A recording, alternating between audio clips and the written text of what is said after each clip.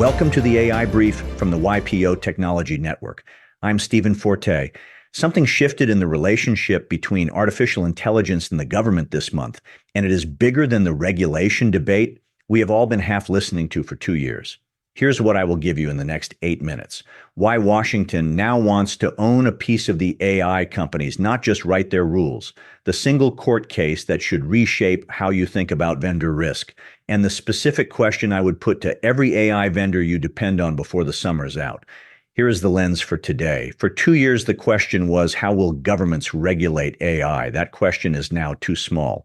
This month, the state showed up wanting 3 things at once: to own a piece of these companies, to police what their models say, and to decide who those models are even allowed to serve.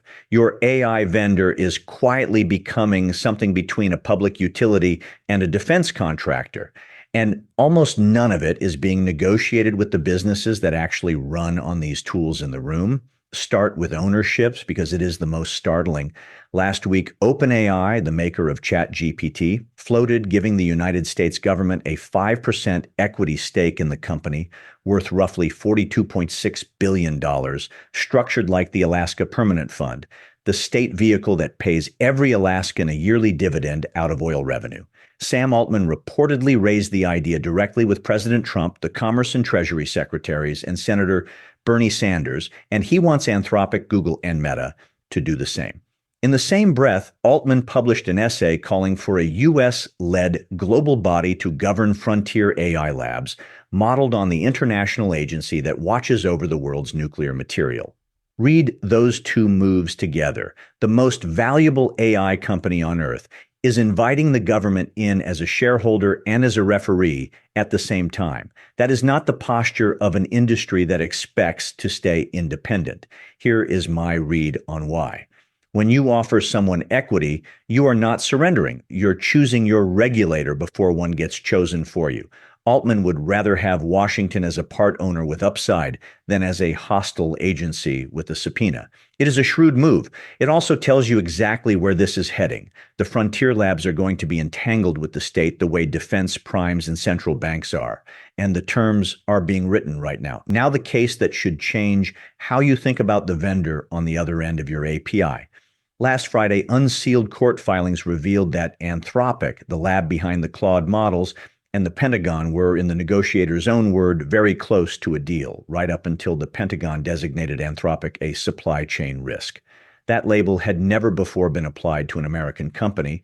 It is the category reserved for foreign adversaries.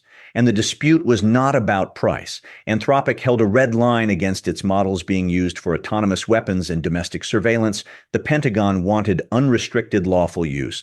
Talks collapsed, the blacklist came down, and a court has now issued a preliminary injunction, pausing it while the appeal plays out. Sit with what that means for you. A frontier AI vendor's own values, its refusal to cross a line, became the reason its access to an entire category of customers was cut off overnight. If you are building on that vendor, its ethics are now part of your supply chain. A red line you had nothing to do with can become your outage. Give both sides genuine credit here, because this is not a simple villain story. Anthropic held a principle at real commercial cost, and that is rarer than it should be. And the government is not wrong that AI is running faster than anyone can oversee it, which is exactly what the third thread is about. The rules themselves are being written this week in public in 2 places at once. The Federal Trade Commission of Investigations, the U.S. agency that polices deceptive business practices, just opened a proposal to treat AI that quietly steers its answers toward hidden ideological goals as illegal deception. That is the government claiming authority, not over what AI costs or who can buy it, but over what the model actually says. And as we speak, the United Nations has all 193 member states in Geneva for its first global dialogue on AI governance. The Secretary General opened it with a line worth repeating. The internet took 15 years to reach 1 billion people, and AI did it in 2, faster than the people building it can keep up. On the table, a binding global framework, a requirement that AI companies prove child safety before deployment, and a push for every data center to run on renewable power by 2030. And this is not only a Frontier Lab story. Just today, the UK's financial regulator, the FCA, published a landmark review that does something no regulator has done before. It asks whether the general purpose AI models themselves, not just the banks and firms using them, should fall directly under its supervision. The same review found that roughly 20% of UK adults, about 11 million people, are likely to hand personal finance decisions to autonomous AI agents. When a financial regulator starts eyeing the model makers directly, every regulated business running on those models gets a new line in its compliance map.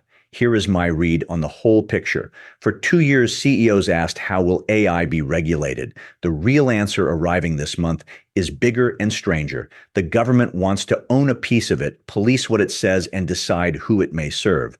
And your vendors are becoming quasi-sovereign institutions whose politics, principles, and government relationships are now part of your operating risk.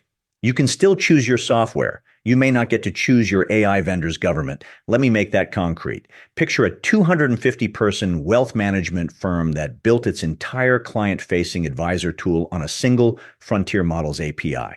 Nothing that firm did change this month, but its vendor is now negotiating equity with Washington. Its vendor's closest rival just got blacklisted over a red line, and its regulator is openly weighing whether to supervise that model directly. That firm's quiet single vendor bet just turned into a governance bet it never consciously made. Most of you are that firm in one function or another. The only real question is whether you have looked. So if I were sitting in your seat this quarter, I would do 3 things.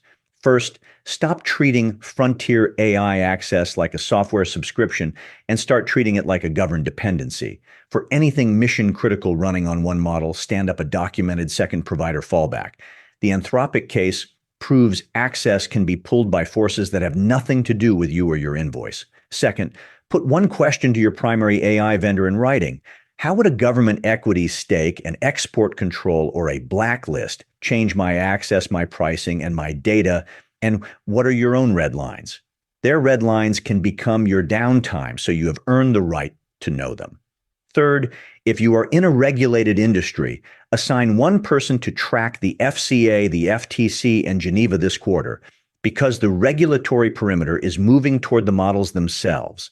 And that reshapes your compliance surface, not just your vendors. We have spent recent episodes down in the machinery, the agents, the jobs, the power bill, the cost model.